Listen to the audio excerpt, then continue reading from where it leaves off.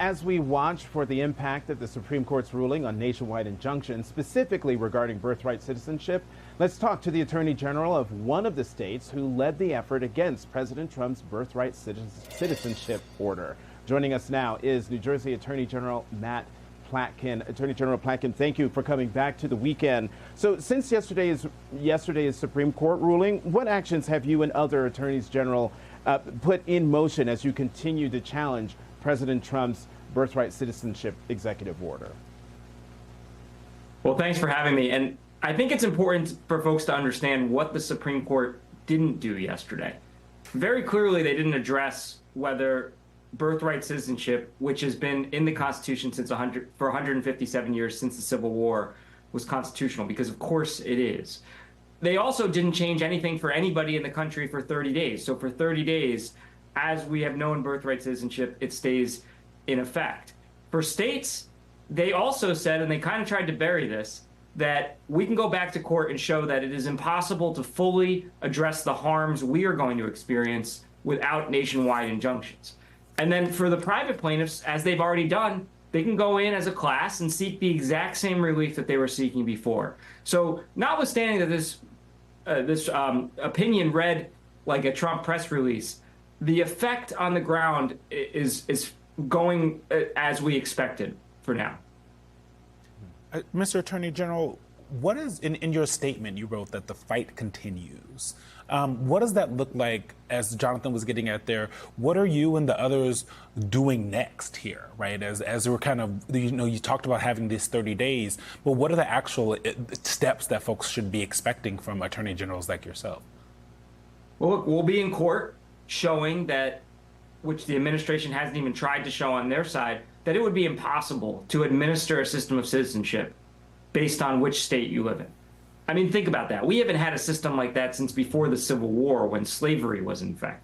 So for New Jersey, what that would mean is that babies born in Philadelphia but somehow choose to move to New Jersey with their families, or maybe they live in New Jersey and are born in Philadelphia, we'd have to sit there and parse through whether that child is entitled to certain educational benefits or healthcare benefits, whether they get a new birth certificate when they move here. There's a whole range of administrative challenges that would make this completely unworkable, which is why I'm confident we'll get the nationwide relief we've sought when we go back to the lower courts. But again, this case, as well as all of our cases, have been the result of intense preparation and a commitment by certain state attorneys general, they happen to all be Democratic, who are willing to stand up and have the courage to stand up for the rule of law.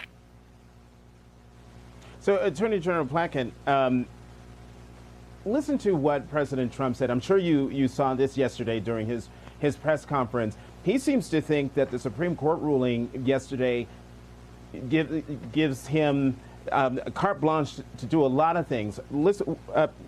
Listen to what he said here. It's element 5.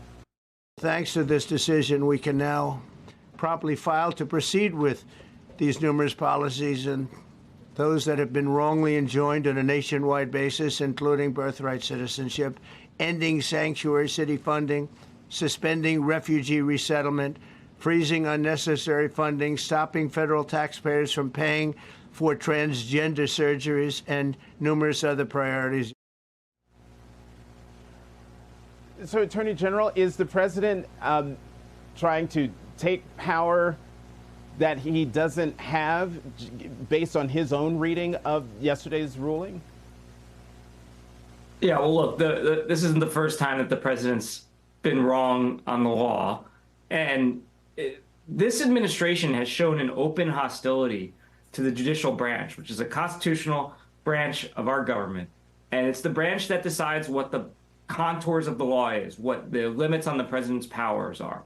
And nothing changed between yesterday and today. And if you don't like a court opinion, your rights are to appeal it.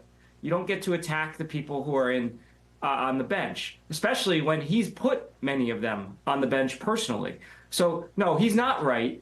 What the court did yesterday is something I strongly disagree with. They did limit the ability for particularly private plaintiffs to get nationwide relief, but they in no way changed the cases that we've had going forward. They don't question the merits here, meaning when we've gone to court because the president has broken the law, because he's unconstitutionally frozen spending, because with a Sharpie he's tried to rewrite the 14th Amendment of the Constitution, when he's tacked people's rights, when he's hurt states, when he's gutted healthcare and education and law enforcement spending, all of those decisions stand. And I would hope the president, when he consistently sees his administration losing in court at unprecedented rates, would sit there and say, wait a second, maybe I'm doing something wrong, but that seems to be beyond him. Really quickly, Attorney General, I want to put up the major cases affected by what we saw yesterday, because I think it's important for people to know and see the nationwide injunctions that are at risk, that freeze on $3 trillion in federal funding to states, freeze on $2 billion in congressionally appropriated federal aid, requirement for proof of citizenship to vote. So zoom out a little bit for me here and for the people that are watching, and talk about what it means for folks like you in your states, where you have to kind of think about whether or not different laws that are, or different cases that are going to affect most of the people in this country are going to be different from state to state, because now maybe nationwide injunctions aren't a thing.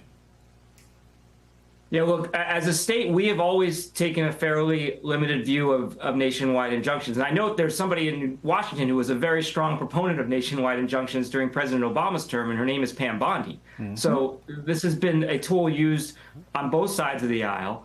But look, I think people in states that do not have attorneys general, that, like us in our coalition, that have stepped up on their behalf, really have to wonder why. And I think state attorneys general have probably never mattered more. Because if you're a state where they're freezing healthcare, gutting your kids' education, or telling kids with disabilities that they don't get special services, or telling, as they did in New Jersey, law enforcement officers that they are out of work, and your attorney general is doing nothing, even though it's blatantly unlawful, I think folks in those states have a very good question as to what their attorney general is doing for them. New Jersey Attorney General Matt Platkin, on that note, thank you so much for coming to The Weekend.